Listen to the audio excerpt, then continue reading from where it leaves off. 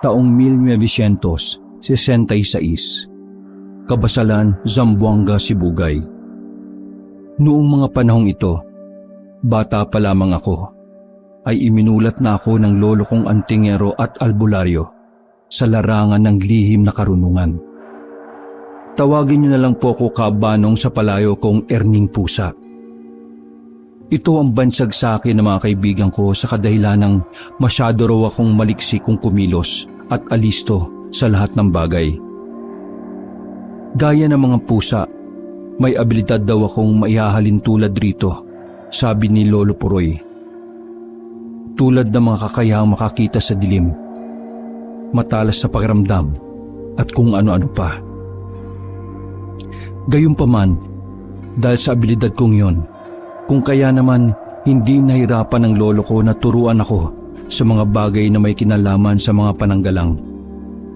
Gaya ng mga agimat, bertud, mutya, at kung ano-ano pang pwedeng pangontra o panlaban sa mga aswang. Ito ang tatandaan mo, Erning. Dito sa atin sa Kabasalan, magkaiba ang pananaw ng mga aswang, mambabarang, mangkukulam at manlalason. Kung kaya, huwag mong ipagsawalang bahala ang abilidad ng mga ito. Sa katunayan, mabuti silang kaibigan, pero masama silang kaaway. Kaya lang sa tanda kong ito'y hindi ko lubos maisip na mapapaslang ng isang dayong asbo ang ama mo. Magkakasunod na paliwanag ni Lolo Puroy habang napapabuntong hininga. Dagdag pa nito na kaya niya raw ako sinasanay sa aspeto ng lihim na karunungan at mga pananggalang ay upang hanapin ang aswang na nagngangalang Asuan. Ayon pa rito na nangyari ang pamamaslang sa aking ama nung ako'y 10 taong gulang pa lamang. Sabi pa ng lolo ko na noong mangyari ang pananalasa ng mga asbo sa mga kabundukan ng Kabasalan, kasalukuyang nangangaso ang aking ama, kung kaya naman napangibabawan ito ng mga nilalang na yon. Dahil sa pangyayaring yon, naagaw ng mga ito ang mga mutyang tangan ng aking ama. Bago isapit sa isang puno ang bangkay nito ng mga asbo sa pamumuno ni Asuan, isang mambabarang rin ang nakasaksi sa pangyayaring yon. Bago ito nalaman ng lolo ko. Hindi naman masisisi ng Lolo Puroy ang kababayo naming mambabarang. Sa kadahilan ng alam nito sa kanyang sarili na pinangingibabawan yon ng matinding takot sa mga aswang na asbo. Dahil sa aking mga narinig, sumidi ang galit ko sa mga aswang na asbo. Ipinangako ko rin sa aking sarili na kahit sa panig ng Zamboanga, hahanapin ko ang pangkat ni Asuan. Sa pagdaan pa ng mga araw, mas lalo pa akong nagpalawak ng aking kaalaman sa iba't ibang klase ng usal panlaban sa mga aswang. Inaral ko din kabanong ang iba't ibang klase ng tigalpo, gaya ng pamako, tagaliwas at kung ano-ano pa. Tama nga yan, iho. Magpalakas ka ng husto para kung sakaling dumating ang araw na makaharap kayo ni Asuan, 100% may laban ka rito. Gustuin ko mang samahan ka sa paghahanap sa pangkat ng mga demonyong yon. Hindi ko na rin magagawa dala ng aking katandaan. Magkasunod na paliwanag ng lolo ko. Dahil sa mga inilahad nito, inunawa ko na lang ang rason ng lolo ko na talagang hindi na nito kaya pang maglakbay sa malayuan. Bilang ambag nito sa aking gagawing paglalakbay sa mga susunod na araw, walang kaabog-abog nitong pinalawak ang aking kamalayan sa mundo ng mga antingero at magmumutya. Halos lahat ng pananggalang at lihim na aral sa panig ng kanan ay itinuro nito sa akin ng walang pag-aalinlangan.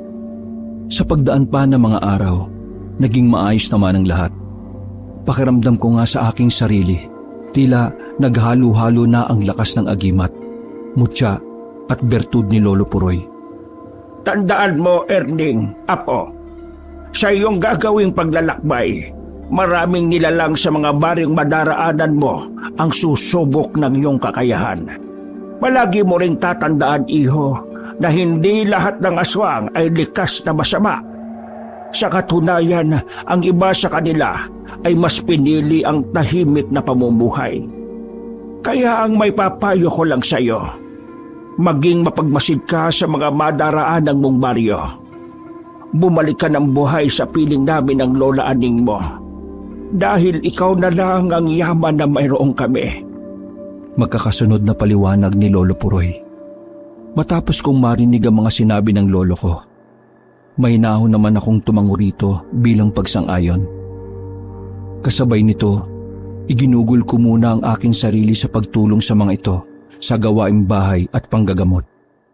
Maya-maya pa, pumunta muna ako ng parang para mag-araro sa aming maliit na sakahan. Subalit, habang naroroon ako sa bukid, marami-rami na rin akong nakikitang mga nilalang na hindi nakikita ng mga ordinaryong tao. Lalong-lalo na ang mga duwende, laman lupa at mga diwatang nasa anyo ng isang ordinaryong tao. Wala naman akong naging problema sa mga nilalang na yon. At sa katunayan, palihim nga akong nagtatanong sa mga ito tungkol sa mga aswang. Ayon sa mga nilalang na yon, Kabanong, hindi raw sila gaanong nakikipag-ugnayan sa iba't ibang klase ng mga aswang, lalong-lalo na sa mga asbo. Kung may mga uri daw ng aswang ang makakatulong sa akin, yun daw ay walang iba kundi ang mga sarot. Isa raw itong uri ng aswang na hindi kumakain ng karni ng tao. At mas kilala ang mga aswang na ito sa katawagan ng taong lobo. Dagdag pa ng mga laman lupa na mapaminsala lamang ang ganong uri ng aswang sa mga alagang hayop ng mga magsasaka. Kung gusto mo talagang matunto ng kinaroroonan ng mga aswang na asbo, na siyang pumatay ka mo sa iyong ama, wala kang ibang dapat gawin kung hindi hanapin ang baryo o kakahuyan na pinamumugaran ng mga sarot. Kung makukuha mo ang loob ng mga ito nang hindi gumagamit ng dahas, mas maganda yon, Erning. Puso ang gamitin mo bilang antingero. Magkakasunod na paliwanag ng laman lupa. Sa pagpapatuloy ng aking pakikipagtalakayan sa mga nilalang na yon, tumango lamang ako at mahinahong nagpasalamat sa mga ito. Sa buong buhay ko kasi, Kabanong, simula na maging antingero ako ng aming angkan, puro mga tipikal na aswang pa lang ang aking mga nakakaengkwentro. Isa kasi sa pinakamababang uri ng mga aswang ay yung tinatawag nilang gala, na nanggagaya ng itsura ng isang ordinaryong tao para makapambiktima. Pero wala itong kahirap-hirap patahin dahil sapat na rito ang asin na may buhay na salita at isang buntot pagi na may sagradong langis ng albularyo. Hindi gaya ng ibang aswang na may mataas na abilidad na kaya magpalit-palit ng mga anyong hayop, gaya ng mga bangkilan, asbo, sarot, danag, aniningaw, at kung ano-ano pang uri ng mga aswang na lumilipad sa himpapawid at gumagapang sa kalupaan. Madali kong natutunan ng mga bagay na yon sa matatandang antingero sa aming baryo. Sa kung papaano kumilala ng mga aswang. Kung kaya naman, nang matapos ang aming mga ginagawa sa bukid, kagad naman akong nagpaalam sa mga kaibigan kong duwende at laman lupa. Sa pagbagtas ko nga sa daan pauwi sa aming pamamahay, ay may nakasalubong akong lalaki na nanlilisik ang mga mata sa katirikan ng araw, na tila ba hindi ito gagawa ng mabuti, na kahit ano pa mang orasyon ay pwede itong sumalakay sa isang tao. Kung kaya naman wala akong kaabog-abog na napababa sa sinasakyan kong kalabaw upang komprontahin ang taong yon. Tanga ng aking sundang, laking gulat nito nang humarang ako sa kanyang daraanan habang nagwiwika ako ng, Kaibigan, tirik na tirik ang araw pero maaga kang palaboy-laboy sa baryo namin ha. Matindi na ba ang nararamdaman mong gutom at tila kumakalam na ang sikmura mo? Patanong kong bati. Tigilan mo ako, Erning. Kilala kitang antingero ka. Apo ka ni Puroy, manggagamot at wala akong masamang pakay sa lugar na ito. Dahil maniningil ako ng utang sa isang tao. Maring tugo ng lalaking yon. Walang masamang pakay, pero maniningil ka ng utang sa isang kababaryo namin. Sa makatuwid, ganun din yon at may masamang pakay ka pa rin sa baryo namin. Binabalaan kita, kaibigan. Kung ano man o sino man ang pakay mo, kalimutan mo na. Baka gusto mong magkasubukan pa tayo rito. Magkakasunod kong tanong at paliwanag. Maya-maya pa, bigla naman itong napatitig sa akin nang makita nitong humigpit ang hawak ko sa aking sundang. Habang pabulong ako nagpapakawala ng buhay na salita sa hangin. Kung kaya naman, pagalit itong sumagot sa akin ng, Mukhang nakahanda kang itaya ang sarili mong buhay para sa isang tao na hindi mo naman kaano-ano. Aalis ako sa lugar na ito, pero hindi nangangahulugan yan na natatakot ako sa iyo. Yan ang hirap sa inyo mga antingero. Nakapag-aral lang kayo ng kaunting kalaman sa aspeto ng lihim na karunungan. Akala nyo kung sino na kayo? Magkakasunod na paliwanag ng taong yon. Matapos makapagsalita ang lalaking yon, hindi na ito tumuloy sa kanyang pupuntahan at tumalikod na lang sa akin. Habang naglalakad ito papalayo sa aking kinaroroonan, nakita ko pang napapasulyap yon sa kanyang likuran.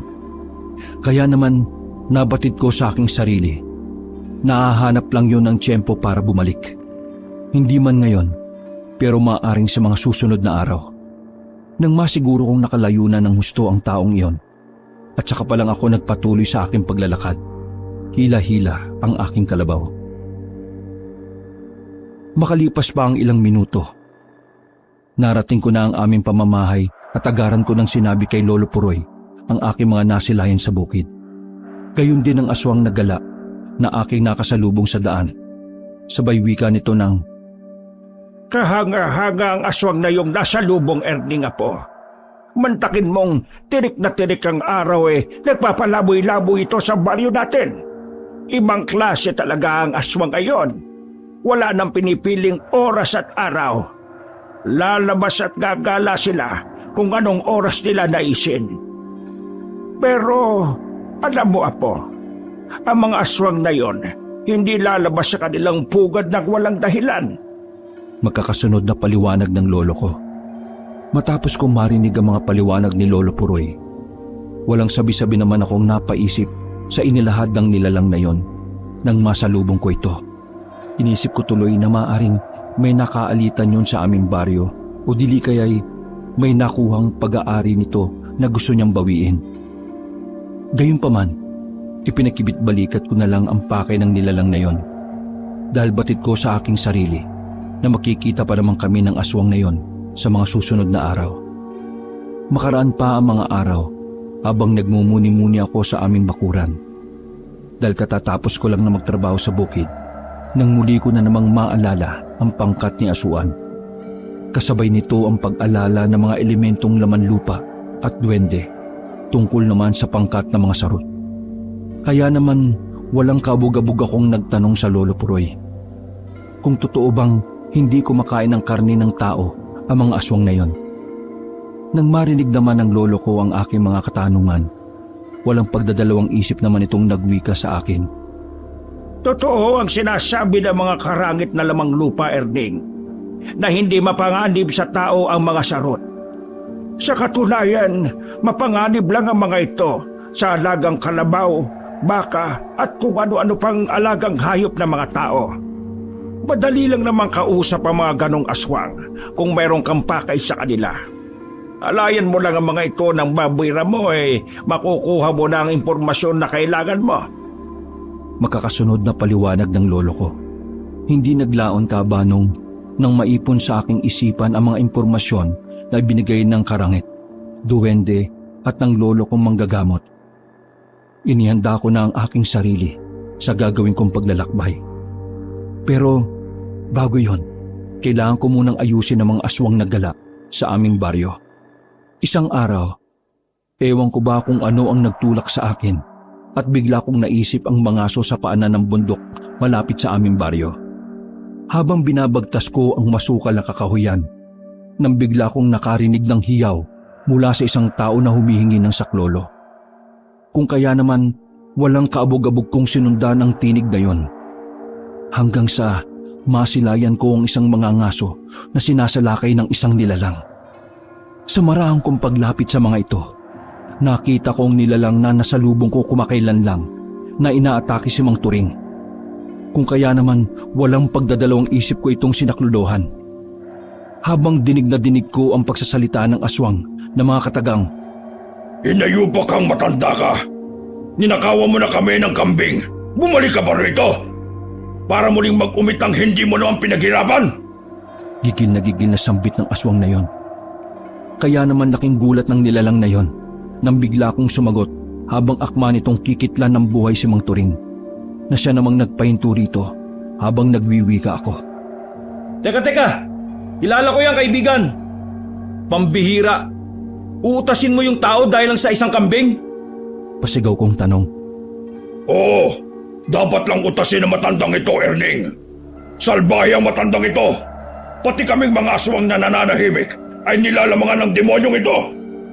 Mariing tugon ng lalaking yon. Totoo bang sinabi niya, Mang Turing? Na ninakawan niyo sila ng alagang kambing? Diretsahan kong tanong sa pobreng matanda. Pasensya ka na, Erning, iho. Nagipit lamang ako, kaya ako nagawa mga bagay na yon. Alam kong mali ang aking ginawa at humihingi ako ng kapatawaran. Papalitan ko naman ang kambing ni Kanor. Bigyan niya lang ako ng sapat na panahon. Kilala ko ang lolo mo, iho. Hindi ako likas na magnanakaw. Tugon na paliwanag ni Mang Turing.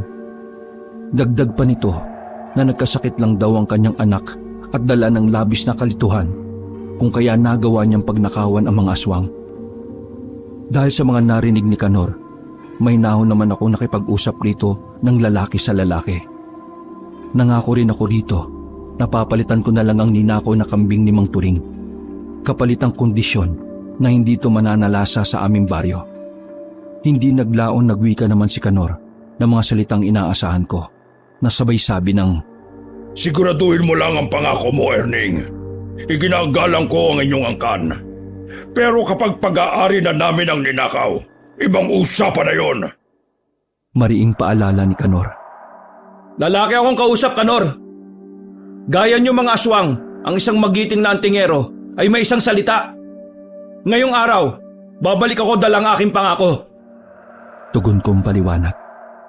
Hindi naglaon. Kinuha ng aswang ang nahuling baboy ramo. Kinuha ng aswang ang nahuling baboy ramo ni Mang Turing at inakay ko naman ito palabas ng kakahuyan. Nung araw ding yon, bago tumalikod ang araw sa kalupaan, nagpaalam ako kay Lolo Puroy na ibibigay ko ang isa sa mga alaga naming kambing kay Kanor. Kasabay ng paglalahad ko rito ng makatwirang dahilan kung bakit ko ipapaubaya ang isa sa aming mga alagang kambing. Naintindihan naman ng lolo ko ang aking pagpapasya. Kung kaya naman, pumayag rin ito ng walang pag-aalinlangan. Nung araw ding yon, Kaabanong, personal kong pinuntahan ng pugad ng mga aswang na gala at ibinigay ko kay Kanor ang aking pangakong kambing. Pero bago ko umalis sa pugad ng mga aswang, binigyan ako nito ng isang bertud. Tanggapin mo ito, Erning. Malaki ang may tutulong niyan sa iyong paglalakbay. Naway matagpuan mo ang iyong hinahanap. Huwag kang magtaka kung alam ko ang mga bagay na nais mong gawin. Dahil unang pagkikita pa lang natin, batid ko nang may mabigat kang laban na haharapin. Magkakasunod na paliwanag ni Kanor. Kaya naman, kalmado lang akong tumango rito. Tanda ng aking pagsang-ayon. Kasabay ng mahinaang kong pagpapasalamat sa bertud na ibinigay sa akin ng mga aswang na gala. Matapos kong matanggap ang bertud ng mga aswang na gala, dito na ako nagdesisyon na hanapin ang pangkat ni Asuan. Tanga ng aking malawak na kaalaman sa aspeto ng lihim na karunungan at buhay na salita. Inipon kong lahat ang mga kalasag, pananggalang na mutya, agimat at bertud na ipinadala ni Lolo Puroy. May agam-agam man sa isipan ng lolo ko, subalit nangako ko rito na mapapanagot ko ang aswang na pumaslang sa aking ama. Kung kaya naman bago ko lisanin ang aming baryo, may nahon naman akong pinaalalahanan nito ng mga ilang bagay tungkol sa gagawin kong paglalakbay. Habang marami itong nagsasalita ng mga katagang, Ipangako mo sa akin, Erding, apo, na kahit ano pa bang mangyari, babalik ka sa amin ng buhay. Naniniwala ko sa kakayahan mo, apo, na matutuntun mo ang pangkat ni Asuan. Darating ang araw na kikilalanin ka sa baryo natin bilang mahusay na antigero. Makakasunod na paalala ng lolo ko. Tanga ng pananampalataya ko sa Diyos, inalis ko sa aking isipan ang salitang awa para sa mga nilalang na nasa panig ng kaliwa. Suntok man sa buwan ng lakad kong yon, pero naniniwala ako na gagabayan ako ng yumao kong ama. Halos lahat ng baryong nadaanan ko, Kabanong. Hindi po pwedeng walang antingero at albularyo akong nakakausap. Kasabay nito ang pagkalap ko ng mga dagdag na impormasyon tungkol sa bugad ng mga sarot. Sa pagpapatuloy ng aking paglalakbay at pagdapo sa isang liblib na baryo, laking gulat ko naman nang pagtinginan ako ng mga residente roon na parabang lalamunin ako ng buo mula ulo hanggang paa. Mang, mukhang isa kang manlalakbay at parang may hinahanap kang kung sino mang nilalang sa baryong ito. Baka may tutulong ako sa iyo. Huwag ka mag-alala, iho. Walang bayad ang magtanong. Kesa naman paikot-ikot ka sa baryo namin at nakakailang sa mga taga rito ang ganyang estilo mo. Makakasunod na paliwanag at tanong ng lalaking yon. Nang maramdaman ko ang bumabalot na presensya sa matandang humarang sa aking daraanan, at saka ko palang nasiguro na hindi yun isang aswang. Kaya naman mahinahon akong sumagot rito nang walang paligoy-ligoy habang nagsasabi ng, "Manong, hindi naman ho ako masamang tao at wala rin ako masamang pakay sa baryong ito. Ang totoo niyan, may isang pangkat na mga aswang akong hinahanap. Baka sakaling may maibigay kayong impormasyon para makaalis na ako sa lugar na ito." Makasunod kong tugon at paliwanag. Dahil sa aking mga sinabi, ngumisi lang naman ito sa akin, habang diretsahan akong sinagot nito ng walang pag-aalinlangan. Kasabay ang pagbigas nito ng mga katagang gumulat sa aking kamalayan. Pangkat na mga aswang baka mo. Ikinalulungkot ko, iho. Pero nasa maling baryo ka. Ang baryong dinapuan mo kay pugad ng mga talisman na may malalim na aral sa pagpapanday ng mga agimat at armas. Magkasunod na paliwanag na matandang yon. Dagdag pa nito na kung aswang ang aking pakay sa kanilang lugar, 100% walang magtatangkang manalasa doon dahil siguradong titimbuang ang mga ito kapag nalaman ng mga talisman na yon na may namumugad na aswang sa kanilang baryo. Matapos kong marinig ang mga sinabi nito, walang pag-aalinlangan naman akong pinatuloy nito sa kanyang tahanan. Ayon rito, siya daw si Mang Gaspar, ang panday at maglililok ng mga agimat sa anyo ng isang medalyon. Kaya naman aminado rin ako sa aking sarili na nakaramdam ako ng kapanatagan sa piling ng isang panday. Dagdag pa ni Mang Gaspar na handa raw siyang tulungan ako upang makalap ang mga impormasyon na kailangan ko. Subalit, mangyayari lang daw ang mga bagay na yon kung tapatan kong ilalahad rito kung ano ang malalim kong dahilan, kung bakit ko hinahanap ang mga sarot. Kaya naman, wala rin akong pagpipilian kung hindi sumang-ayon sa nais nitong mangyari. Erning, iho. Maaari kitang tulungan sa mga impormasyon na kailangan mo. Kung sasabihin mo sa akin ang pakay mo sa mga sarot na aswang. Wikang tanong ni Mang Gaspar. Ang totoo po niyan, Mang Gaspar, napatay ng mga aswang na asbo ang aking ama. Kaya nagre-rebelde akong makahanap ng isang sarot.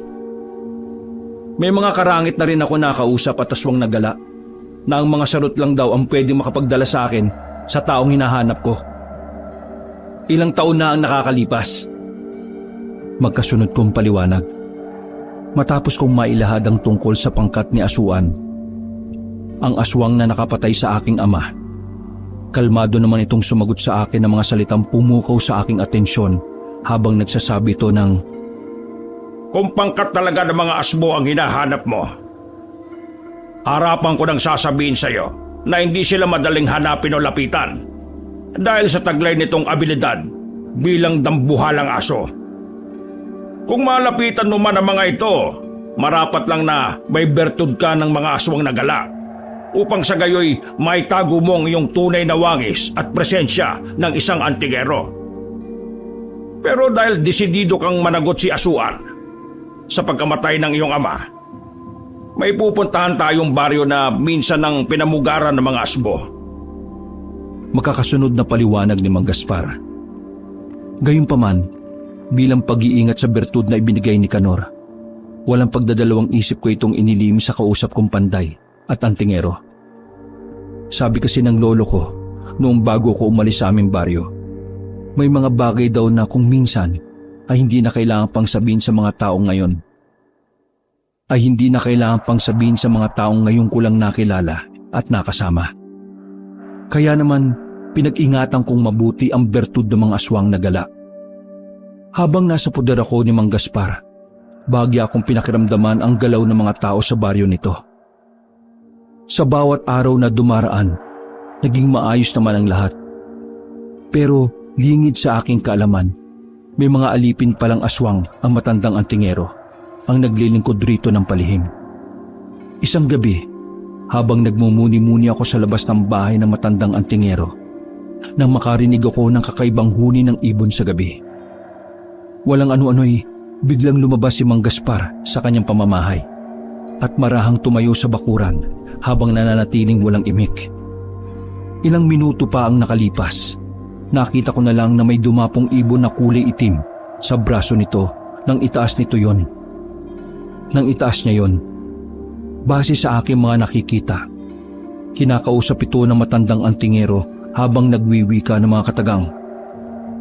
Mabuti naman at naalala mo ako, kaibigan. Sa katunayan kailangan ko ang tulong mo.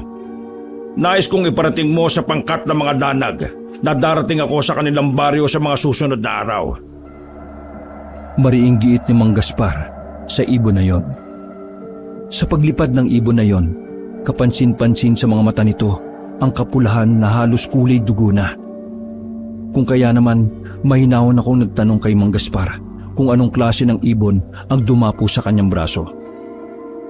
Erning, iho, ang ibon na nasilayan mo ay isang kikik. Alipin ko ang mga nilalang na yon at pinaglilingkuran nila ako ng tapat.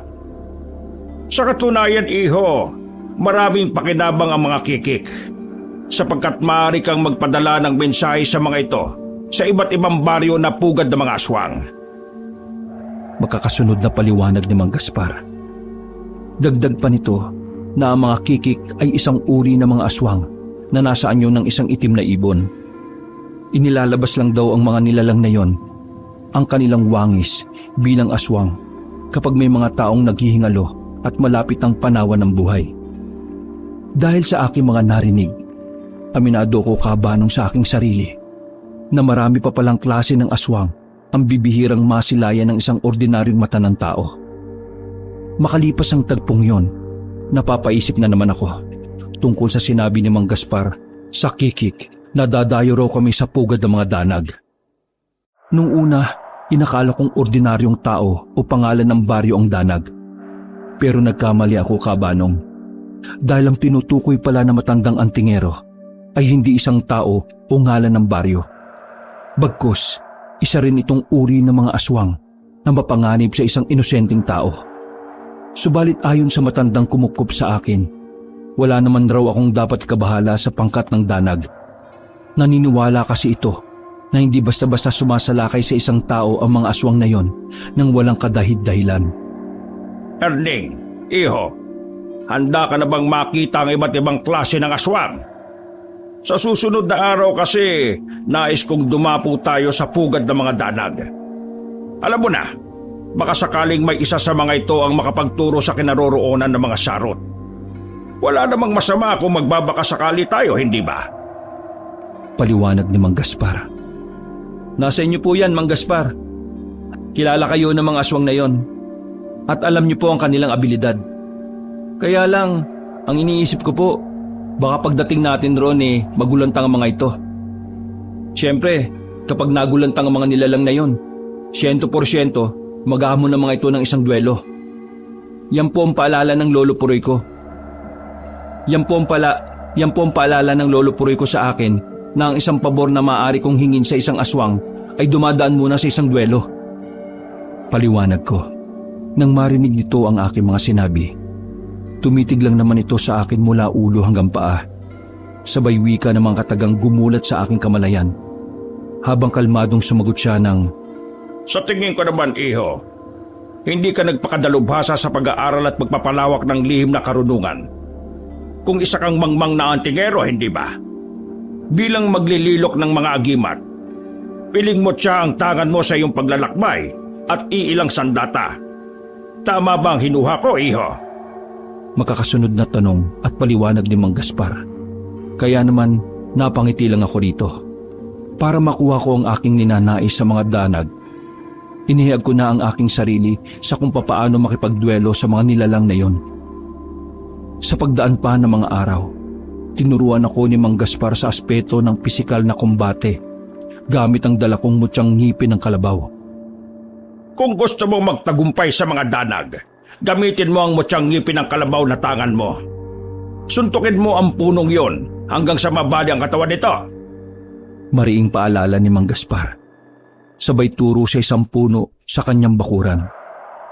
Nung una, nag-aalangan akong suntukin ang punong yon sa kadahilanang baka hindi ko magawa ang utos nito.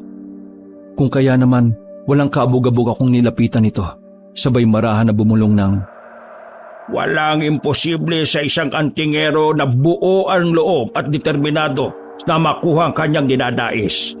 Kapag hindi mo napatumba ang punong yan, ibig sabihin lang yan na hindi ka pa handang humarap sa pangkat ni Asuan. Mahinahon na bulong ni Mang Gaspar. Maya-maya pa, ibinigkis ko sa aking bewang ang mutyang ngipin ng kalabaw at humarap sa punong yon. Gamit ang aking kamao, walang puknat ko itong pinagsususuntok hanggang sa tuluyan ko yung naibuwal sa lupa. Maging ako man, Kabanong, sa aking sarili, ay nagtataka rin kung bakit hindi ako nakaramdam ng sakit at pagod sa aking mga kamao. Matapos sa mga pangyayaring yon, napatayo naman sa kanyang inuupuan si Mang Gaspar habang napapangiting nagsabi sa akin ng mga bagay na, Kahanga-hangang abilidad mo, Erning. Isang patunay lang yan na kaya mong makipagsabayan sa mga demonyo. Bukas na bukas, iho, dadapo na tayo sa baryo ng mga danag. Papuring bati ni Mang Gaspar. Para sa mga hindi nakakaalam, ang mga aswang na danag ay hindi kumakain ng karne ng tao at laman loob. Sa katunayan, maihahalin tulad ng mga ito sa isang vampira na palaging uhaw sa dugo ng tao. Sa umaga, bibihirang maglakad-lakad ang mga ito sa katirikan ng araw, sa kadahilanang malabo ang mga mata nito. Pero sa tuwing tumatalikod ang araw sa kalupaan, masyadong agresibo ang mga aswang na ito at napakatalas ng kanilang pandama. Mula sa paningin, pandinig at pangamoy. Kinabukasan, nang sumapit ang itinakdang araw ng pagdapo namin sa baryo ng mga danag, nagpasya si Mang Gaspar na takip silim na lang kami pupunta roon.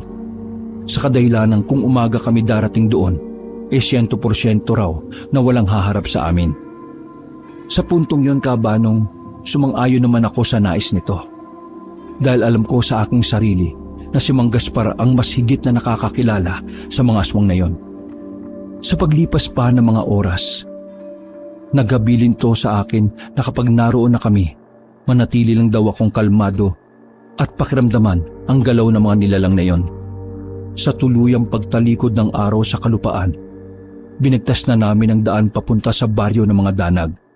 Pagdating namin roon sa bukana ng baryo, pinagtitinginan kagad kami ng mga residente. Halos pailalim ang tingin ng mga ito habang pabulong na umaangin na parabang gustong sumalakay. Maya-maya pa, nang marating namin ang pinakasentro ng baryong yon, bumungad naman sa amin ang isang matandang lalaki na nanlilisik ang mga mata habang nagsasabi ng, Ano ang ginagawa rito ng isang panday na antigero? Hindi ba't may kasunduan na tayo, Gaspar, na bawal kang magsama ng tagalabas sa baryong ito? Tila binabaliwala mo na yata ang ating napagkasunduan at nagsama ka ba talaga ng isang bangitong antigero? Tama ba ko? Paliwanag na matandang yon. Magunos dili ka, Gido. Dahil alam mo sa iyong sarili na darating ako rito, wala akong masamang pakay sa baryong ito. Ang kailangan ko ay tulong. Pero kung gusto niyong subukan ng binatang ito, walang problema sa akin ang mga bagay na yon. Magkasunod na paliwanag ni Mang Gaspar.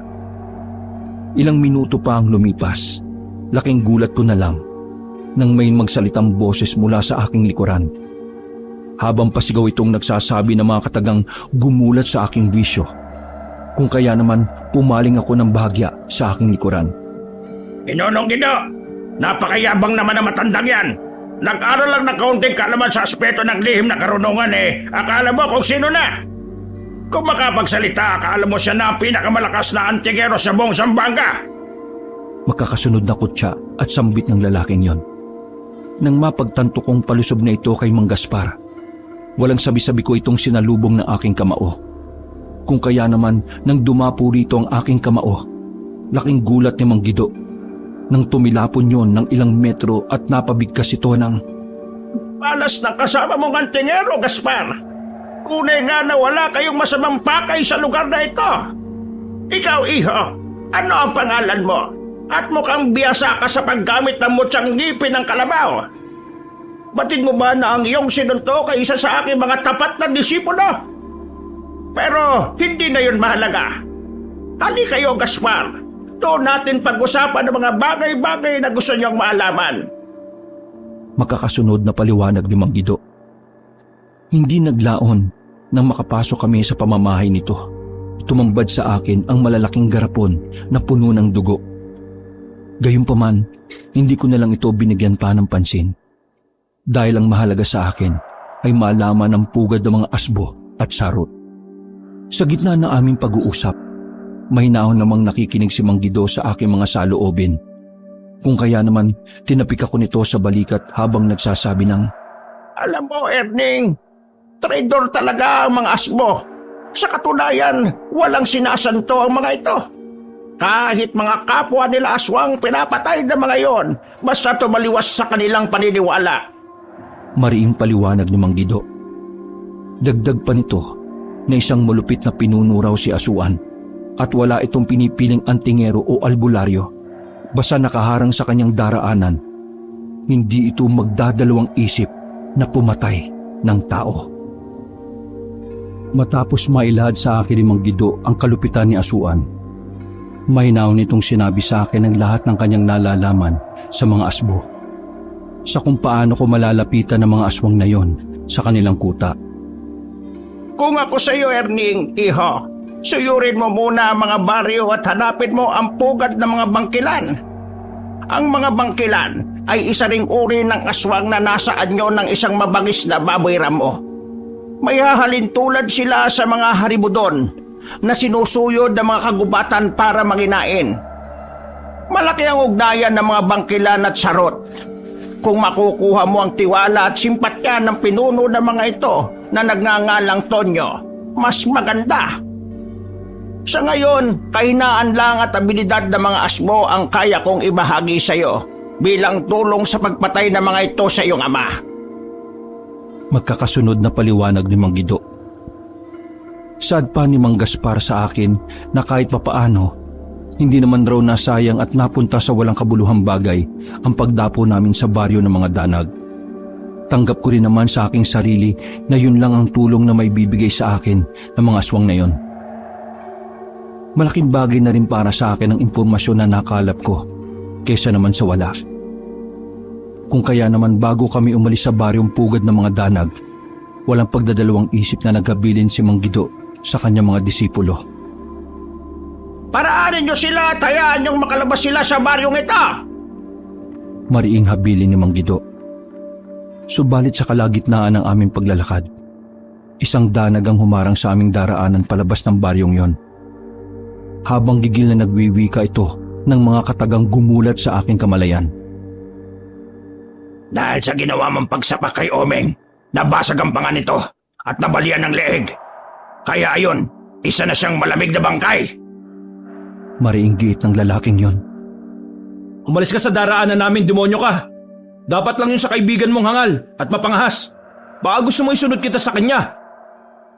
Seryoso kong tugon, sabay titig sa lalaking nasa harapan ko. Nang mapagtanto nitong hindi ako nagbibiro sa aking mga tinuran, marahan naman itong umatras at tumabi sa aming daraanan. Subalit sa pagtapat ko dito, pabulong naman itong nagwika sa aking tenga ng, Magkikita pa tayo sa labas ng baryong ito, dayong antingero, at ipaghihiganti ko ang aking kaibigan na pinatay mo. Mariing banta nito. Kapag natapos ko na ang aking misyon, haharapin kita hinayupa ka. Tugon kong hamon. Nang tuluyan na kami makalabas ni Mang Gaspar sa baryong yon, napansin kong pasado 8:00 na pala ng gabi. Habang napasulyap naman ito sa akin at napapailing sa sinabi ko sa aswang na yon.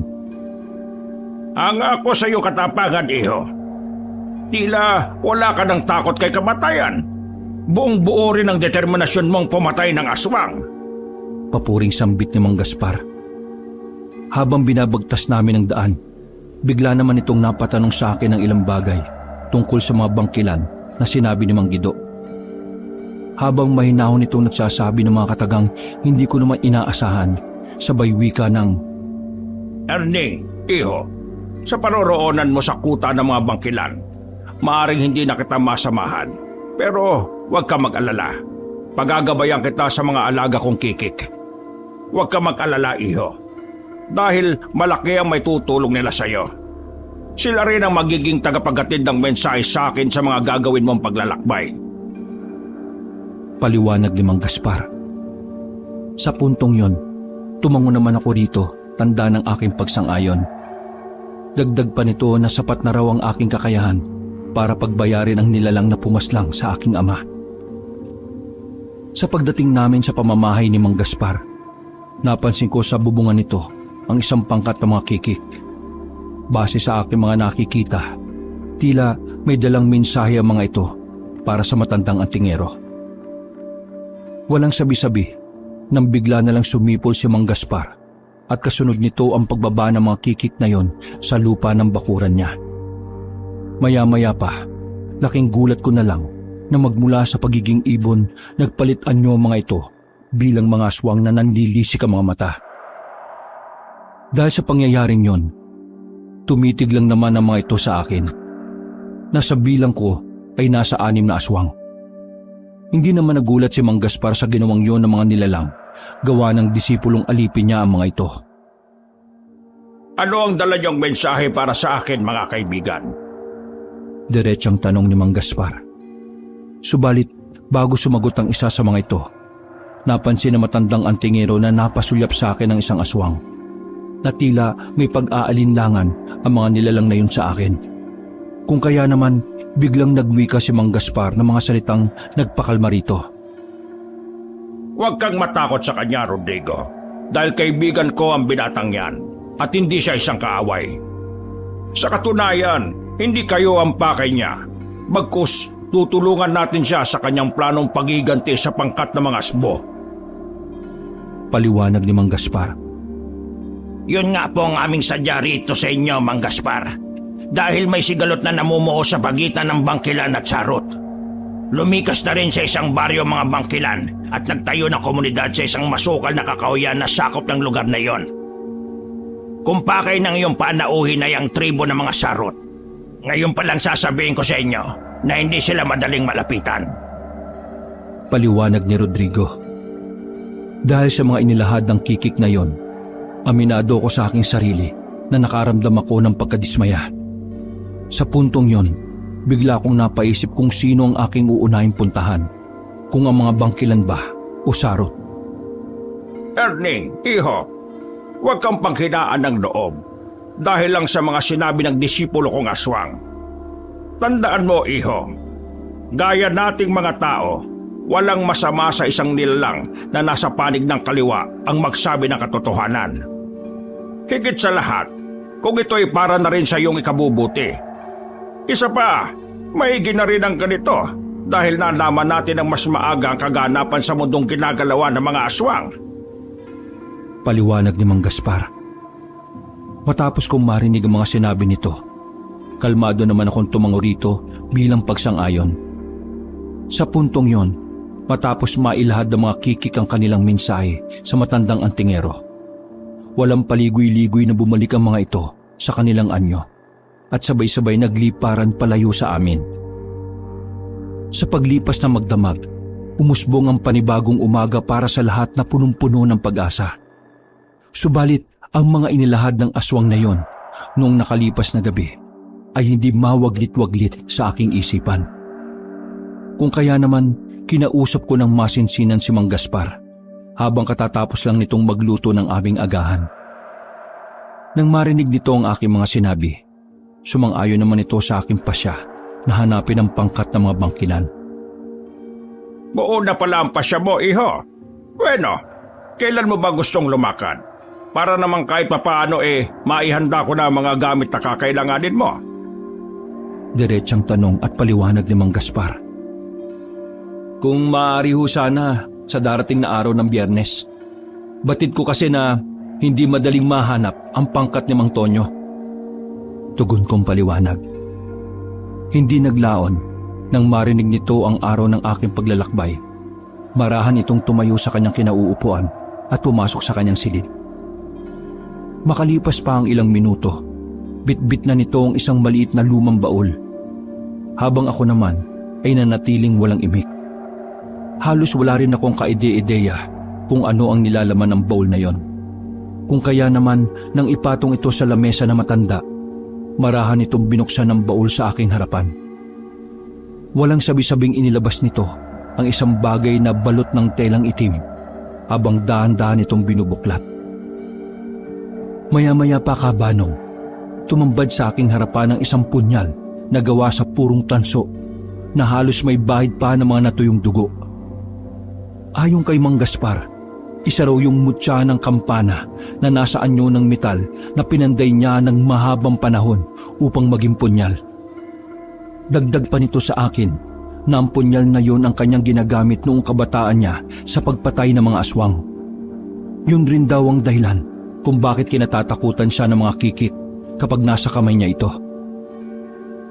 Nakikita mo ba ang punyal na ito, Erning? Marami-raming aswang na ang pinatay na ito noong kabataan ko. Gawa ito ng mutya ng kampana at nasumpungan ko ito nung ako'y nagsilbing sakristan sa isang lumang simbahan sa Bacolod. Ang sino mang aswang na tatamaan ng talim nito 100% maaagnas. Ngayon, ipinagkakatiwala ko ito sa iyo bilang tanda ng ating pagkakaibigan. Huwag ka mag-alala, iho. Dahil sa iyong paroroonan, maraming nilalang sa kakahuyan ang gagabay at tutulong sa iyo.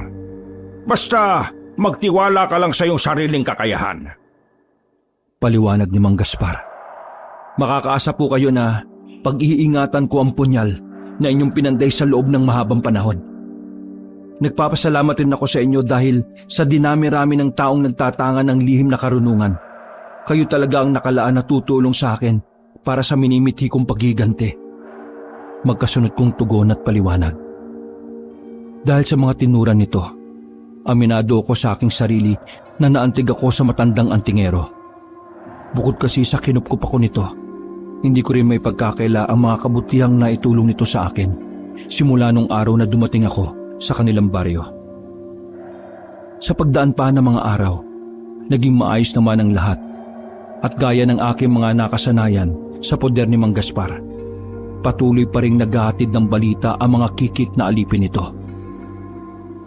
Sa pagpapatuloy sa aking pananatili sa poder ng matandang antingero, laking gulat ko naman nang inihanda nito ang mga dadalhin ko sa aking pag-alis. Isang araw mula nun, naihanda ko na ang aking sarili at ang mga pabaon na gamit ni Mang Gaspar. Hindi naglaon kaabanong sumapit na nga ang itinakdang araw ng aking paglalakbay sa masusukal na kakahuyan ng gubat. Habang binabagtas ko ang daan, napansin ko na lang sa himpapawid na sinusundan ako ng mga kikik na nagliliparan. Tila naging mata ko na ang mga ibon na yon sa mga hinahanap kong pangkat ng aswang sa bundok. Sa pagpapatuloy ng aking paglalakad, inabot na ako ng gutom sa daan at nakaramdam na rin ako ng pagod. Kaya naman walang patumangga akong gumawa ng isang bitag para sa mga ligaw na hayop upang maibsan ang nararamdaman kong gutom. Matapos kong gawin ang mga bagay na yon, pansamantala muna akong natulog. Ilang oras pa ang nakalipas, bigla naman akong nagising dahil sa malakas na huni ng mga kikik. Isang hudyat yon na may paparating na nilalang sa aking kinaroroonan. Maya-maya pa, tumambad sa aking harapan ng 3 kalalakihan na pawan ng dilisik ang mga mata. Titig na titig sa akin ang mga ito habang pabulong na umaangil sabay sabi ng, Sino ka mong lalakbay at ano ang pakay mo sa lugar na ito? Hindi mo ba alam na kinamumuhian namin sa lugar na ito ang mga mangangaso. Kaya kung isa ka sa kanila, papatayin ka na namin. Ang gaya mong nilalang ay abusado sa mga likas na yaman ng bundok na ito at walang karapatang mabuhay. Kakainin na lang namin ay inaagaw pa ng mga gaya niyong mga ngaso. Paliwanag na matandang yon. Kung kaya naman, walang pagdadalawang isip kong sinagot ang mga paratang nito na hindi ako mangangaso at hindi ako isang likas na masamang tao. Tapatan ko ring sinabi sa mga ito na napatpad lang ako sa kanilang teritoryo dahil sa isang misyon. Teka. Ano ba pinagsasasabi niyo mga ngaso? Napadaan lang ako sa lugar na ito dahil may nahanap akong pangkat ng mga aswang. Mariin kong paliwanag. Aswang baka mo? Pwes, teritoryo ito ng mga gaya naming aswang na aniningaw. Kung hindi mo alam ang aming pinagmulan, sasabihin ko sa iyo na kami ang mga aswang sa bundok. Ngayon, sabihin mo, ano bang pangkat ng mga aswang ang hinahanap mo, malalakbay? Tanong at paliwanag na matandang yon. Kung kaya naman, walang pagdadalawang isip kong inilahad sa mga ito na ang aswang na aking hinahanap ay ang pangkat ng mga bangkilan.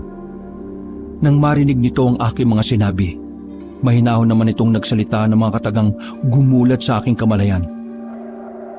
Ang pangkat na hinahanap mo ay pinamumunuan ni Tonyo. Ilang kilometro pa ang lalakbayin mo bago mo matunton ng mga ito. Isang paalala lang manlalakbay. Mabalasik ang mga bangkilan at nahaharap sila ngayon sa isang sigalot kontra sa mga sarot. Sa katunayan, kaya kami paikot-ikot sa lugar na aming nasasakupan upang siguraduhin na hindi kami madadamay sa kahit ano pang sigalot ng mga aswang na yon na may matinding hidwaan sa isa't isa.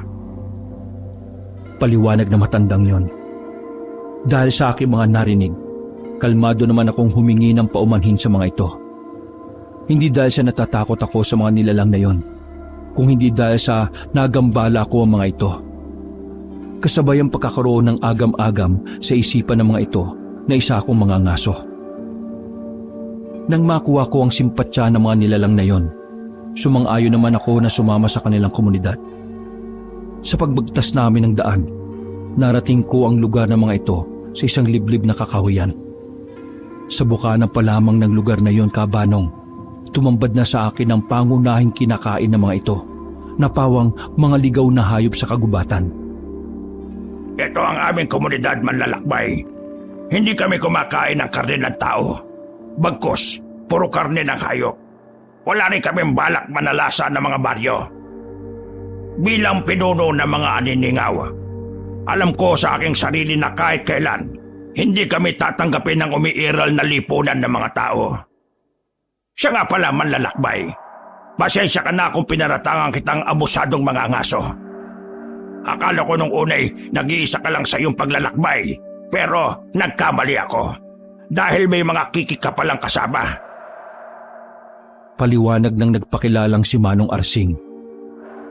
Tapatan ring inilahad nito sa akin na pwede akong manatili roon hanggang kailan ko gustuhin. Dagdag pa nito na wala sa ugali ng isang aniningaw ang mangyanggaw ng kanilang panauhin.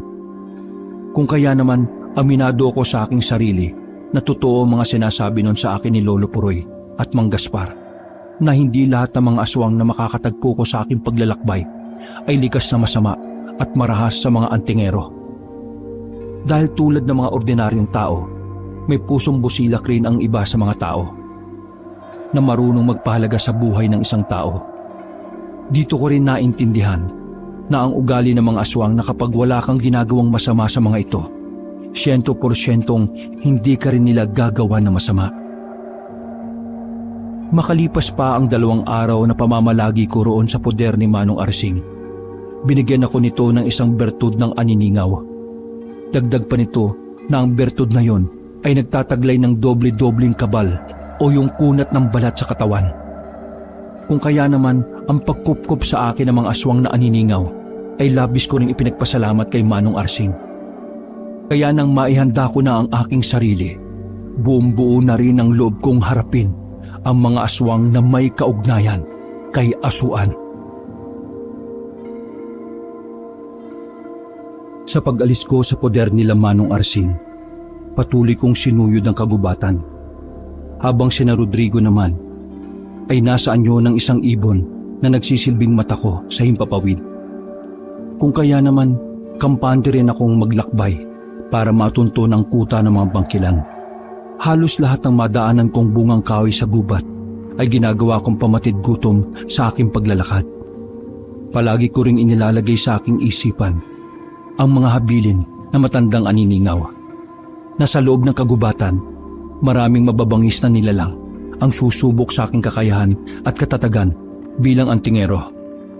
Sa puntong yun, Kabanong, napapaisip rin ako sa aking sarili dahil kahit papaano may mabubuti pa rin nilalang sa panig ng kaliwa ang tumutulong sa akin. Kasabay pa nito ang pagbibigay sa akin ng bertud at sandata na magagamit ko sa aking haharaping laban. Sa pagpapatuloy ng aking paglalakbay patungo sa kuta ng mga bangkilan, may mga nadadaanan pa akong komunidad ng mga katutubo. Gayunpaman, nilalagpasan ko lang mga ito.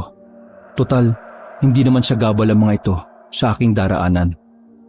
Hindi naglaon, nakaramdam ako ng matinding pagod. Kung kaya, napalingon ako sa aking likuran at dito ko napagtanto na medyo malayo-layo na pala ang nilakad ko.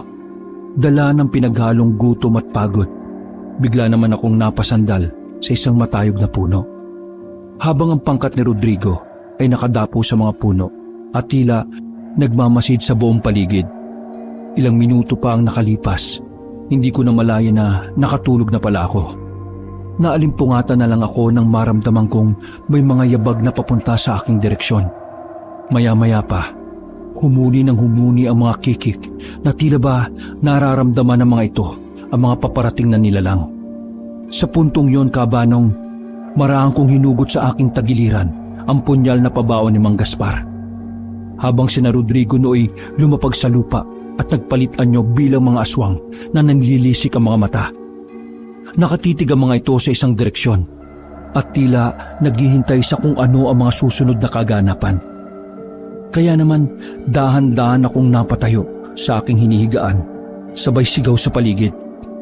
Kung sino ka man, kayo mga demonyo kayo na nagtatago sa dilim, mas makabubuting lumabas na kayo! Huwag niyo akong subukan, mga iho-diputa kayo!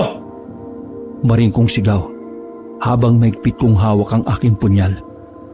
Maya-maya pa, isa-isang lumabas sa talahiban ang 4 na dambuhalang baboy ramo na pawang nanlilisik ang mga mata. Kasabay ang paghalinghing ng mga ito habang tumutulo sa bibig nito ang malapot nilang laway. Batid ko rin sa aking sarili na hindi ordinaryong baboy ramo ang nasa aming harapan ng mga oras na yon. Ilang minuto pa ang lumipas, bumungad naman sa akin ang isang nilalang na may wangis sa katawan ng tao. Subalit ang pagmumukha nito ay kagaya rin ng isang baboy ramo. Ang labis ko pang ipinagtaka, Kabanong, na kapag sasalita ang nilalang na yon ng dialekto ng mga tao habang nagtatanong ito ng mga katagang, Ano ang ginagawa niyo sa lugar na ito? Kung ipinadala kayo rito ni Asuhan, sa makatuwid, magkaaway tayo! Mariing tanong at paliwanag ng nilalang na yon. Nagkakamali ka, kaibigan! Hindi kami kaaway at isa akong antingero at sila ang mga kikik na gabay ko sa paghahanap ng mga sarot at asbo. Kung hindi ako nagkakamali, nagmula kayo sa pangkat ng mga bangkilan sa ilalim ng pamumuno ni Mang Tonyo. Makakasunod kong tugon at paliwanag. Matapos marinig ng nilalang na yon ang aking mga sinabi, bumalik ang mga kasama nito sa kanilang orihinal na anyong aswang na katawan ng tao. Dagdag pa nito na ang lugar na kinaroroonan namin ay malapit-lapit na sa kanilang kuta. Maya-maya pa, inanyayahan ako ng bangkilan na yon na nagngangalang Makaryo upang makilala ko ng personal ang kanilang pinunong pinagsisilbihan. Paglalahad pa nito, na kaya sila nag-iikot sa mga lugar na malapit sa kanilang kuta ay upang siguraduhin na walang asbo o sarot ang nagmamanman sa kanila. Ayon pa kay Makaryo, na kaya sila nag-aklas taliwas sa pamumuno ni Asuan sa kadahilanang ayaw na nilang pumatay ng tao. Kung kaya naman nang gawin nila ang kanilang pag-aaklas dito, pinatay ng mga sarot ang iba nilang kasama. Dagdag pa nito sa akin na binihag rin ng mga yon ng iilan sa kanilang mga kasamahan upang gawing alipin. Kaya naman naghahanap sila ng makakatuwang sa gagawin nilang pagsalakay upang mailigtas ang iilan nilang kasama. Tamang-tama ang pagdating nyo, Erning. Dahil may mga kasama na kaming antingero at pareho lang ang ating layunin na lipulin ang pangkat ng mga asbo at sarot. Mariing giit ni Macario habang binabagtas namin ang daan. 2 sarot ang sumulpot kung saan at bigla kaming sinalakay ng mga ito. Kapwa naglalaway ang mga yun na parang hayok na pumatay ng antingero at bangkilan. Ano, Macario? Akala mo ba ligtas na ang kutaan yung mga bangkilan? Baka nakakalimutan mong baboy ka na di hamak na mas mataas ang abilidad namin sa inyong matunto ng mga traidor na gaya ninyo. Magkakasunod na sambit ng sarot na yon. Kaya naman nang mapaling sa amin ni Rodrigo ang paningin ng nilalang na yon, pasigaw naman itong nagwika ng mga katagang gumulat sa aking bisyo habang dinuduro-duro kami nito. Ayo! Sino naman kayo mga demonyo kayo? Kaysa ba kayo ng baboy ramo na ito na mga walang kwentang aswang? Patanong na sambit ng sarot na yon. Sa katunayan, kayo talaga ang pakay ko. At tamang-tama lang ang dating ninyo. Dahil matagal nang nangangati ang palad kong pumatay ng demonyong kagaya ninyo. Tugon kong paliwanag. Masyado kang mayabang! Pwes, tignan natin ang galing mong hayop ka! Gigil na sambit ng sarot na yon. Walang sabi-sabi. Sumenyas ako kina Rodrigo at Macario na huwag silang makikialam sa duelong kakaharapin ko laban sa mga aswang na iyon. Ilang minuto pang nakalipas, kinuha ko sa aking bulsa ang bertud ng mga aniningaw at inilagay ko ito sa ilalim ng aking dila. Kasabay pa nito ang paggugot ko ng punyal na pabaon ni Mang Gaspar na gawa sa mutya ng kampana na may katamtamang haba ang sukat. Binikis ko rin sa aking bewang ang mutyang ngipin ng kalabaw na may lakas ng 3 toro.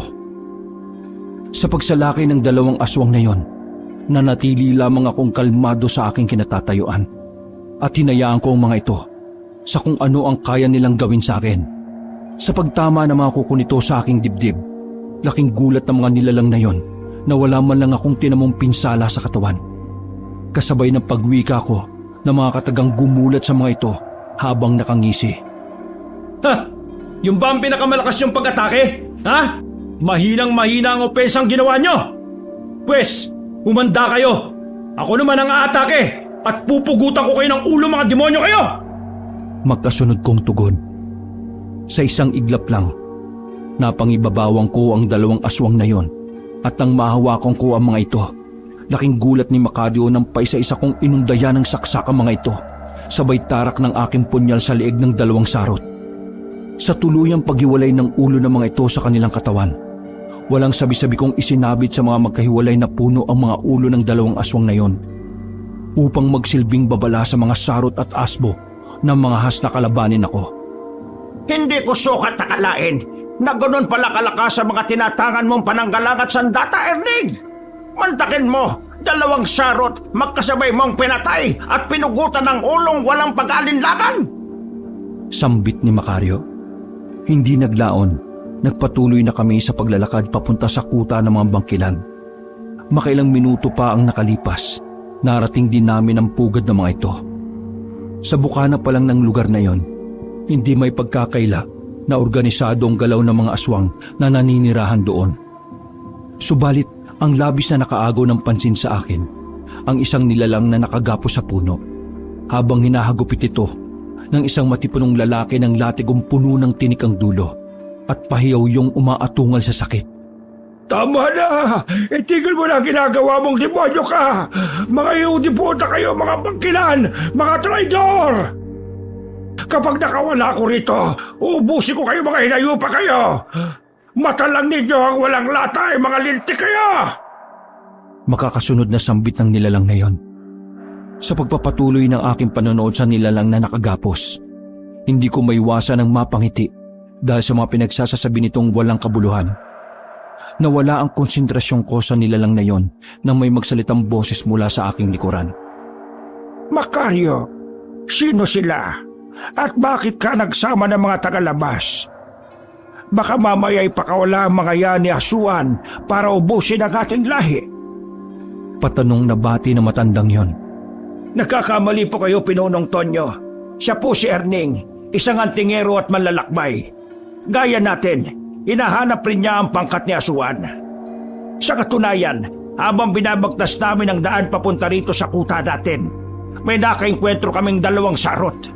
Si Erning po ang pumatay sa mga ito at pinugutan niya ng ulo. Paliwanag ni Macario. Nahanga ang abilidad at tapang mo, iho. Sa makatuwid, isa kang antingero na may gabay ng mga kikik. Matagal na panahon na rin nung huli akong makatagpo ng isang antingero na may gabay ng aswang. Paliwanag ni Mang Tonyo. Sa puntong yon, tumango lamang ako sa mga pinagsasasabi ng matandang yon. Kasabay ang pagtatanong ko rito ng ilang bagay tungkol sa nilalang na kanilang binihag. Mang Tonyo, sino naman ang nilalang na yon at bakit niyo siya pinahihirapan ng gusto? Diretsahan kong tanong, sabay turo sa nilalang na yon. Siya ba? Si Loleng. Ang nilalang na yan, isa yang sarot na aswang at tagapaghatid ng mensahe. Binihag namin siya bilang kapalit ng mga kasama naming hawak ng kanilang pinuno. Alam ko rin na kapag napiga namin ang demonyong yan, kusa nitong ituturo ang kinaroroonan ng kanilang pugad. Kung gusto mong malaman ang kinaroroonan ng mga yan at ang pugad ni Asuan, ipinauubaya ko na siya sa iyo, Erning. Paliwanag ni Mantonyo. Hindi naglaon, marahan ko itong nilapitan upang tanungin ang ilang bagay tungkol sa kanya mga kasamahan. Habang lumalapit ako dito, Kabanong, bigla naman yung naghamon ng isang duelo para sa kanyang kalayaan. Ayon rito, kapag tinalo niya raw ako sa isang duelo, hahayaan na namin siyang makawala at makabalik sa kanyang kasamahan. Ngunit lingid sa kaalaman nito na ang pagsang-ayon kong yon ay isang huwad lamang. Maya-maya pa, laking gulat nila Mang Tonyo nang putulin ko ang baging na nakagapos sa kamay at paa nito. Kung kaya naman napasigaw ang matandang bangkilan ng mga katagang. Magsikalat kayo at walang makikialam sa inyo sa laban na inyong matutunghayan. Ang duelong ito ay sa pagitan lang nila Loleng at Erning. Antingero kontra sa isang demonyong sarot. Paalala at utos ni Mang Tonyo. Yan ang gusto kong duelo. Parehas. Masyado kang kumpiyansa sa laban natin ito, Antingero. Kapag napatay kita, dadaling ko ang ulo mo kay Asuan at magiging alipin ko ang aswang na naririto. Magkakasunod na sambit at banta ni Loleng habang humahagalpak ng tawa. Nang tuluyan na itong makawala sa kanyang pagkakagapos, napansin ko na lang na nasa matatayog na puno na ang grupo ng mga kikik. Tila nagmamasid ang mga ito at naghihintay sa mga susunod na mangyayari. Maya-maya pa, bigla namang ipinakita ni Loleng ang anyo nito bilang sarot na aswang. Kasabay ang pag-alulong nito na bumasag sa katahimikan ng buong paligid. Gaya noong una, inilagay ko sa ilalim ng aking dila ang bertud ng mga aniningaw bilang proteksyon sa aking katawan. Ganon din ang mutya ng ngipin ng kalabaw na nasa aking bewang. Sunod-sunod ang ginawang pagsalakay ni Loleng habang atras abante ito. Nang mapagtanto nitong hindi umuubra ang kanyang mga atake, walang kabog-abog naman itong nagwika ng, Napakapkunat ang balat mong, Antingero ka. Anong klase kang talisman hindot ka? Inis na sambit ni Loleng. Gamitin mo ang lahat ng nalalaman mo sa pisikal na kumbate. Buksan mo ikatlong mata mo para makita mong bertud at mutyang nasa katawan ko. Mariing kong tugon. Gayunpaman, pinilit pa rin ito na mapatumba ko sa aking kinatatayuan. Subalit bigo ito sa kanyang ninanais. Kaya naman, para hindi na tumagal pa ang aming labanan, ginamit ko na ang malapusa kong paggalaw at napangibabawang ko si Loleng ng walang kahirap-hirap. Laking gulat nito nang salubungin ko ang mga pag-atake niya ng aking kamao. Kung kaya naman tumilapon ito ng ilang metro gamit ang lakas ng 3 toro. Hindi pa man ito nakakabangon sa lupa sa lakas ng suntok ko. Laking gulat na lang nito nang mapunta ako sa kanyang likuran habang nakatutok ang aking punyal. Teka, Erning. Magunos chili ka. Huwag mo kong patayin. Pangako, ibibigay ko sa iyo ang impormasyon na kailangan mo. May pamilya ako, parang awa mo na. Usap, buhayin mo ko. Babaybayin mo lang ang daan na yon. Madaraanan mo na ang kuta namin na malapit sa isang balon. Paliwanag at pakiusap ni Loleng. Yun lang ba ang alam mo? Sumagot ka! kung ayaw mong isabit ko sa isang puno ang pugot mong ulo. Patanong kong tugon. Mayroon pa, Erning. Masyado ka namang apurado. Ang pangkat ng mga asbo ay wala rito sa kabundukan kung hindi nasa isang liblib na baryo sa panan ng bundok at nababalot yun ng sabulag. Kaya pakawalan mo na ako. Pakiusap. Dagdag pang paliwanag ni Loleng. Nang marinig namin ang mga inilahad ni Loleng, bagya naman akong napasuyap kay Mang Tonyo. Sa pagtango nito sa akin, isang hudyat yon ng kamatayan nito. Kung kaya naman napabulong ako dito ng mga katagang hindi nito inaasahan. Salamat sa impormasyon, Loleng. Isa kang magiting na aswang. Pero tanga ka. Dahil ipinanganak akong sinungaling. Akala mo ba bubuhayin pa kitang demonyo ka? Pwes, nagkakamali kang hayop ka. Magkakasunod kong sabi, sabay laslas sa liig nito. Hanggang sa humiwalay ang ulo nito sa kanyang katawan.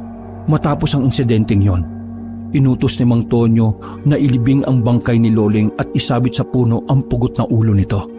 Yun ay bilang babala sa mga mangangas na pumasok sa kanilang teritoryo. Nung araw ding yon, nagsagawa kami ng isang pagpupulong. Ang kalahati ng mga bangkilan ay sasama sa amin at ang iba ay maiiwan para bantayan ang mga batang aswang. Sa pagtalikod ng araw sa kalupaan, binaybay na namin ang daan papunta sa kuta ng mga sarot na itinuro ni Loleng. Tangan ng aking mga piningmutya at bertud ng iba't ibang klaseng aswang. Kumpiyansa ako na malapit ko nang matunton ang baryong pinamumugaran ni Asuan. Kaya naman nang marating namin ang kuta ng mga sarot, bagya akong nakiramdam sa galaw ng mga ito. Habang dinig na dinig ko ang ingay ng mga tambol. Upang makalapit ako sa mga ito, ginamit ko ang bertud na galing kay Kanor. Aminado rin ako, Kaabanong, na namangha ako sa bertud ng mga aswang na gala. Dahil hindi lang wangis na mga sarot ang kaya kong gayahin, kung hindi, pati ang abilidad ng mga ito na maging isang taong lobo. Sa pagpapatuloy ng pakikisalamuha ko sa mga sarot, napansin kong inaamoy-amoy ako ng ilan sa mga ito. Na tila ba pinagdududahan ng aking itsura, kasabay ang pagtatanong ng mga yon na mga katagang gumulat sa aking bisyo. Tila yata ngayon ka lang namin nakita dito, kaibigan. Sabihin mo, saan lupalop ka nang galing at sino mga ninuno mo? Diretsa ang tanong ng matandang sarot. Galing ako sa liblib na baryo ng Kabasalan at pinsan ko si Loleng. Palusot kong tugon habang kalmado kong nakatingin sa mata ng matandang yon. Si Loleng baka mo? Alam mo bang natagpuan ng isa nating kasama ang pugot na ulo nito na nakasabit sa isang puno? Ang hinala ko, isang antingerong kumitil sa buhay ng pinsan mo. O dili kaya'y pangkat ng mga traidor na bangkilan. Ang mga iyo di putang aswang na yon, tumiliwas sa aking pamamalakad at ayaw nang pumatay ng tao. Akala yata ng mga demonyong yun tatanggapin sila sa langit kapag itinigil nila ang pagkatay ng mga taong mahihina. Pwes, kung gusto nilang mabawi ang iilan nilang kalay sa ilalim ng aking kapangyarihan, pagsilbihan muna nila si Pinunong Asuan. Paliwanag na matandang yon na nagngangalang Aboy. Sa puntong yon, naging organisado ang aking mga galaw at hindi ako nagpapadala sa bugso ng aking damdamin upang sa gayoy hindi maramdaman ni Mang Aboy ang aking pagbabalat kayo. Makalipas pa ang ilang minuto, umikot ang aking mga mata at ramdam ko sa aking sarili na nasa sanga ng mga puno ang pangkat ni Rodrigo. Alam ko rin na inaalalayan ako ng mga ito sa kung ano man ang maaaring mangyari. Gayon din ang pangkat ng mga bangkilan na nakakubli sa mga talahiban at naghihintay ng aking hudyat para sa pagsalakay. Subalit, ang mas nakaagaw ng aking pansin ay ang isang kural ng baboy ramo. Patid ko rin sa aking sarili na hindi yun mga ordinaryong baboy. Lalo pa nga, sa pilitan itong pinakakain ng tipak-tipak na karne ng tao. Tingnan mo ang mga lecheng yan. Pinapakain namin sila ng karne ng tao para sa magaganap na patayan ng mga aswang. Maring sambit ni Mang Aboy. Kasabay ang malademonyong paghalakhak nito. Habang ako naman nooy nananatiling walang imik at patuloy lang sa pagmamatsid sa gagawin ng mga ito sa kanilang bihag. Sa paglalim pa ng gabi, nag-ingay ulit ang mga tambol, tanda ng pag-uumpisa na ng patayan ng mga aswang. Maya-maya pa, nakita kong inilabas sa koral ang dalawang bangkilan habang pilit na pinaglalaban ng mga ito. Sa hindi kalayuan naman, nakakita rin ako ng mga batang bangkilan na hinahagupit ng latigong may tinik habang umaatugal ang mga yon sa hindi maipaliwanag na sakit. Nang makakuha ko ng pagkakataon, binalikan ko muna ang aking punyal kung saan ko ito ibinaon. Kaya naman nang mapasa kamay kong muli ang punyal ni Mang Gaspar, buo na ang aking desisyon na ubusin ang mga sarot. Sa pag-uumpisa ng labanan ng dalawang bangkilan, natuon ang atensyon ng mga sarot sa mga ito. Kung kaya, ginamit ko na rin ang pagkakataon na yon para silaban ng ilang kubo sa paligid gamit ang mga sulo. Isa yung hudyat ng aming pagsalakay. Makalipas pa ang ilang minuto, naramdaman ko ang pagyanig ng lupa. Kasabay nito ang pagragasa ng mga dambuhalang baboy ramo. Sa himpapawid naman, halos sinakpan ng mga kikik ang liwanag ng buwan at sabay-sabay itong bumulusok pababa. Habang nagkakagulo ang lahat, walang hambas kong inundayan ng saksak ang mga sarot na umaharang sa aking daraanan. Kaya naman nang muli kaming magharap ni Mang Aboy, nanlisik ang mga mata nito, sabay wika ng, Demonyo ka! Isa ka palang huwad na sarot! Mahusay ang ginawa mong pagbabalat kayo! Sabihin mo, Antingero, saan galing ang ginamit mong bertud at nalinlang mo kami? Tanong at paliwanag ni Mang Aboy, habang maraan akong sumasagot rito ng mga katagang gumulat sa wisyo nito. Ngayon ko lang napagtanto na pisikal na lakas lang ang meron ng mga sarot. Pero sa aspeto ng mga bertud at mutya, 100% mangmang ka, Mang Aboy. Maring kong tugon at paliwanag. Nang may magtangkang sumalakay sa akin ng patraydor, walang puknat ko itong inundayan ng saksak sa iba't ibang bahagi ng katawan. Kitang-kita ni Mang Aboy kung papaano yung madaling naaagnas habang naghihingalo. Kaya naman napatras sa matandang aswang at hindi makapaniwala sa kanyang nakita. Tingnan mo, Mang Aboy, ganito ang mangyayari sa mga demonyo kagaya mo. Maagdas ka ng buhay! Maring kong tugon at banta. Habang sina Rodrigo naman ay walang habas na kinakain ng mata ng mga bangkay na sarot. Hindi naglaon, nabawi nila Mang Tonyo ang iilan sa kanilang mga kalahi at pinabalik ang mga ito sa kanilang kuta. Maya-maya pa, iginapos namin si Mang Aboy sa isang puno. Habang ang kubo ng mga ito ay unti-unting nilalamon ng naglalagablab na apoy. Paglapit ni Mang Tonyo sa aking kinatatayuan, bigla naman itong nagwika ng hindi ko inaasahan. Salamat sa tulong, Erning. Ngayon nabawi na namin ang aming mga kalahi. Hayaan mo kaming tulungan ka para sa hustisyang hinahanap mo. Itinaya mo ang buhay mo para sa amin kahit hindi tayo magkaano-ano. Ngayon, itataya ko rin ang buhay ko para sa iyo. Kahanga-hangang pananggalang sa inyo ng mga bertud at mutya ang tinatakan mo, iho. Isang walang kasukat na kapangyarihan ang taglay nito. Gayon din ang iyong sandata na gawa sa mutya ng kampana ng isang panday na Antingero. Malayo pang mararating mo, iho, bilang talisman at marami ka pang matutulungan na tao. Paliwanag ni Mang Tonyo. Makalipas pa ang ilang minuto, napagdesisyonan ng mga bangkilan na pagpirapirasuhin ang katawan ni Mang Aboy at dalhin sa liblib na baryo kung saan namumungad si Asuan. Matapos ang insidenteng yon, nagpatuloy na kami sa paglalakad patungo sa isang liblib na baryo. Maaari bang utusan kong isa sa mga kikik na kasama mo, Rodrigo? Kung maaari sana, ipaalam mo kay Mang Gaspar na patungo na tayo kay Asuan. Mariin kong pakiusap. Basta para sa iyong kapanatagan, makakarating ang utos mo, Erning. Ako na mismo ang pupunta roon. Sa pagbabalik ko, makikita mo ang tunay na wangis ni Mang Gaspar. Mariing tugon at paliwanag ni Rodrigo. Sa pag-alis ni Rodrigo, nagpatuloy lang kami sa aming paglalakbay. Hanggang sa matumbok namin ang paanan ng bundok na sinasabi ni Loleng.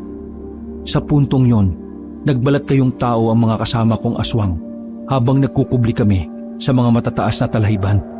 Sa hindi kalayuan, inilapag ko ang pirapirasong katawan ni Mang Aboy na nasa malaking bayong, kung saan agaw pansin ito para sa mga aswang na mapapadaan roon. Maya-maya pa, habang nakatuon ang tingin ko sa bayong, nasilayan ko ang isang dambuhalang aso. Kasabay nito, pumasok yon sa nag-iisang kubo habang kagat-kagat nito ang malaking bayong. Gamit ang aking ikatlong mata, nakita ko ng malinaw ang tunay na wangis ng kubong yon na isa palang tarangkahan ng baryo. Narito na tayo sa baryong sinasabi ni Loleng, ang pugod ng mga asbo na pinamumunuan ni Asuan. Mariin kong sambit.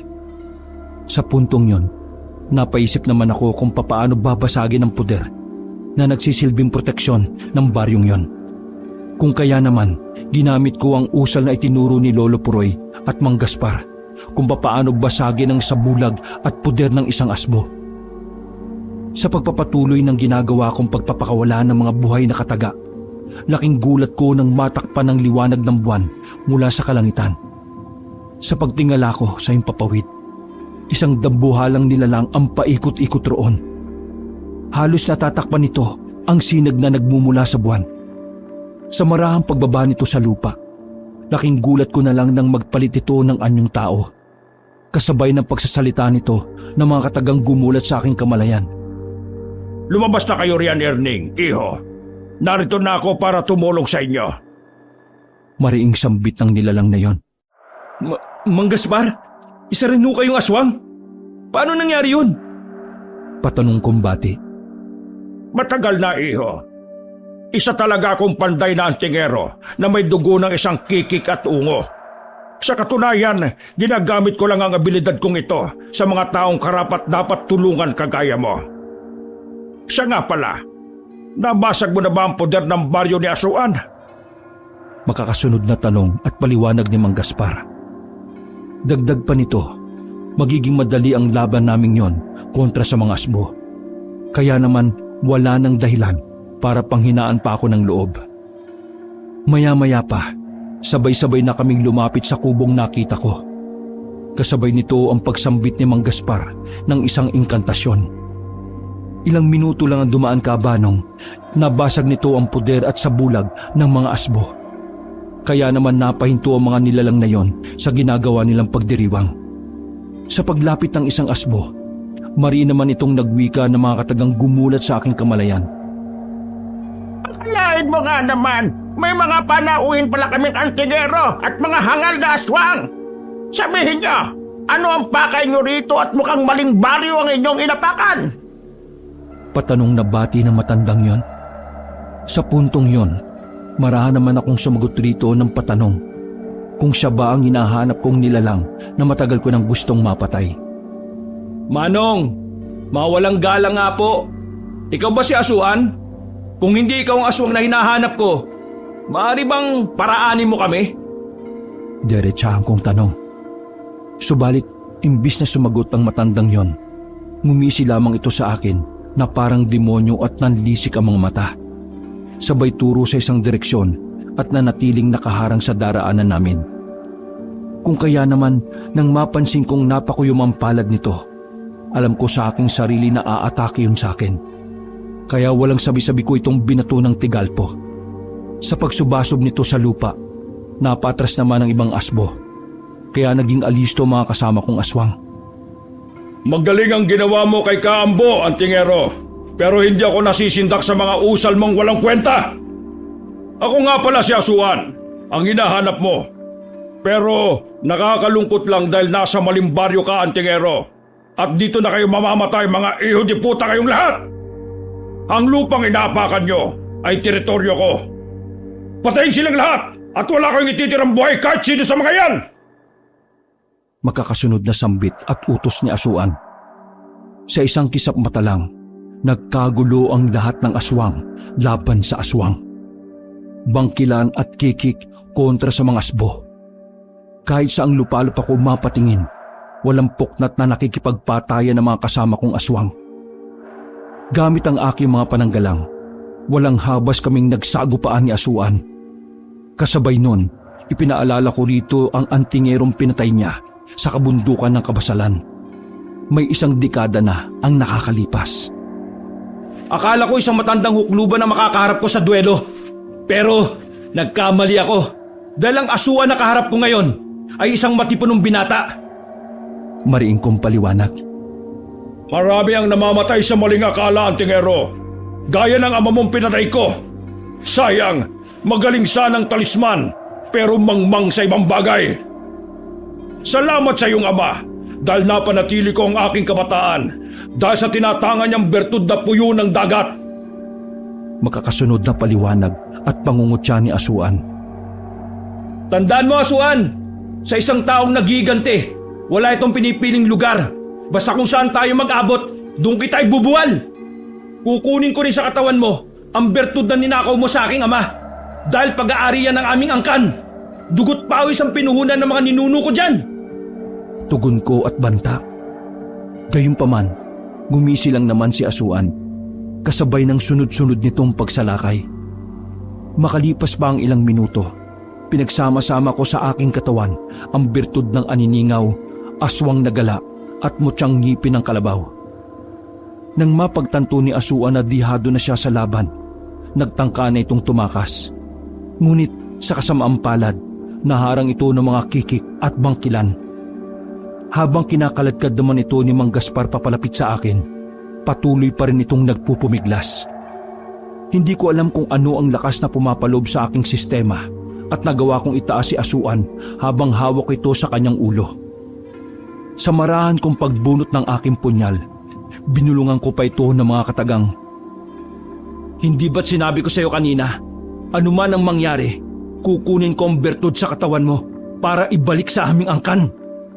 Alam mo bang wala kang kwentang pinuno dahil wala kang pagpapahalaga sa mga kapwa mo, aswang. Kaya ang dapat sa tulad mo, pinapatay para hindi pamarisan ng iba. Magkakasunod kong paliwanag. Matapos kong masabi ang aking nais, kasabay nito ang pagtarak ko ng punyal sa sikmura ni Asuan. Hanggang sa tuluyang lumawa ang bituka nito. Pakiramdam ko nga ng mga oras na yon ay isa na rin akong aswang na halangang kaluluwa. Hindi naglaon, nakuha ko na sa katawan nito ang bertud ng aming angkan sa anyo ng isang batong puti na may nakaukit na parang puyo. Ayon kay Mang Gaspar, ang puyo ng dagat ay may kakayahang kontrolin ang takbo ng panahon. Dagdag pa nito na ang bertud ng aming angkan ay bibihirang masumpungan ng isang antingero o magbumutya. Isa raw itong may tuturing na bertud na kayang tumawag ng dilubyo para manalasa sa isang baryo ng mga aswang. Matapos naming matalo ang pangkat ng mga asbo at mabawi ang bertud ng aking ama, sinunog namin ang kuta ng mga ito upang hindi na pamugaran pa ng ibang aswang. Sa puntong yon, Kabanong, isa-isa kong pinasalamatan ang bawat pangkat ng mga aswang na tumulong sa akin bilang pagrespeto sa mga ito. Bago ko lisanin ang kuta nila Mang Tonyo, binigyan ako nito ng isang bertud na maaari ko magamit sa panggagamot. Nagpasalamat rin ako kina Rodrigo at Mang Gaspar sa laki ng naitulong nito sa aking paglalakbay para mabigyan ng hustisya ang pagkamatay ng aking ama. Gayunpaman, tuluyan ang ipinagkatiwala sa akin ng antingerong pantay ang kanyang punyal na gawa sa mutya ng kampana. Itago mo ang punyal na yan, Erning. Magagamit mo pa yan sa mga susunod mong pakikipaglaban. Palagi kang mag-iingat, iho. Kung may problema ka, huwag kang mag-atubiling lumapit. Bukas ang pamamahay ko para sa mga gaya mong antingero na may busilak na puso.